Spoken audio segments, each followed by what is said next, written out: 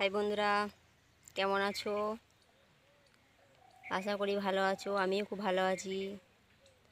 আজকে একটা blog video নিয়ে চলে এলাম। কোথায় এসছি বলো তো? আজকে তোমাদের বলবো বলেই আজকে ব্লগ ভিডিওটা করলাম।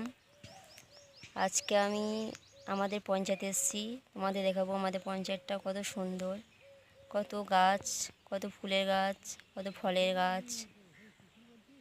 তারপরে তোমার এখানে অনেক কিছু, এত সুন্দর লাগছে।